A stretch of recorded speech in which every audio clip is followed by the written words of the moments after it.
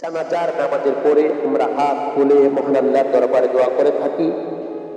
এই দোয়াকে নিয়ে আমাদের কিছু ভাই তারা বেদাত বলে যে জানাজার নামাজের পরে দোয়া করা যাবে না। তো তারা এই কথা বলে যে জানাজার নামাজই হচ্ছে দোয়া, অতএব জানাজার নামাজের পরে দোয়া করার প্রয়োজন নাই।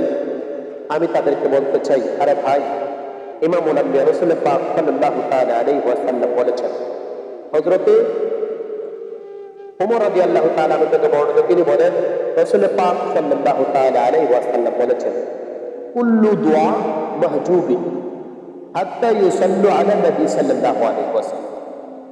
সমস্ত দোয়া আসমান এবং জমিনের মাঝখানে আটকে থাকে, পর্দার আড়ালে থাকে, ততক্ষণ পর্যন্ত কবুল হয় না যতক্ষণ পর্যন্ত ইমামুল আম্বিয়া রাসূল পাক সাল্লাল্লাহু তাআলা আলাইহি সাল্লামের উপরে দরুদ শরীফ পাঠ না করা হয়, ততক্ষণ পর্যন্ত আপনার আমার কোনো আমলই আল্লাহর দরবারে কবুল হয় না।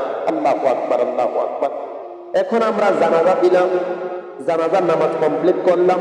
জানাজার নামাজের পরে আমরা হাত তুলে দোয়া করলাম আল্লাহর দরবারে। দোয়া করার পূর্বে আমরা সালাতু সালাম পাঠ করলাম, দোয়া করলাম।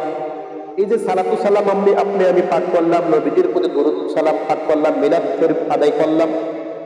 মিলাদ শরীফ আদায় করে আমরা হাত তুলে আল্লাহর দরবারে মায়ের জন্য দোয়া করলাম, আমাদের জন্য দোয়া করলাম। এতে করে আমরা কোনো ক্ষতি দেখি না। ভালো কাজ করা হাজারবার জায়েজ, যেহেতু এখানে ভালো কাজ আল্লাহ পাক রব্বুল আলামিন আপনাকে আমাকে এই দুনিয়াতে পাঠিয়েছেন। আমরা আল্লাহ পাক রব্বুল আলামিন বলেন, ইয়া আইয়ুহাল্লাযীনা আমানু সাল্লু আলাইহি ওয়া সাল্লিমু তাসলিমা। হে ঈমানদারগণ, তোমরা দরুদ পড়ো আমার নবীজির উপরে।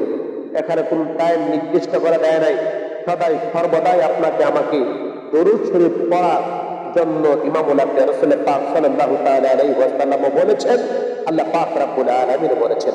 ইমামুল আম্বিয়া রাসূল পাক সাল্লাল্লাহু তাআলা আলাইহি ওয়াসাল্লাম বলেছেন, যে যত বেশি দরুদ শরীফ আমার উপরে পাঠ করবে, আসরের ময়দানে ওই ব্যক্তি আমার নিকটবর্তী হয়ে যাবে। সুবহানাল্লাহ, সুবহানাল্লাহ, সুবহানাল্লাহ।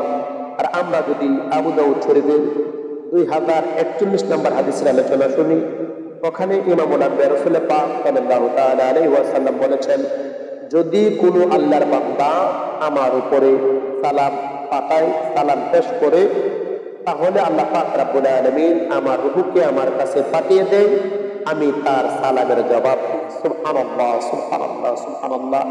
এখানে নবীজি কোনো মাধ্যম ব্যবহার করে নাই। নবীজি বলেছেন, যদি আল্লাহর কোনো বান্দা, আমার কোনো উম্মত আমার উপরে সালাম পাঠায়, আমার প্রতি সালাম পাঠায়, আমাকে আমার আল্লাহ পাক রব্বুল আলামিন আমার রূহ মুবারক ফেরত দেয়, আমি তার সালাম শুনি এবং জবাব দিই। সুবহানাল্লাহ।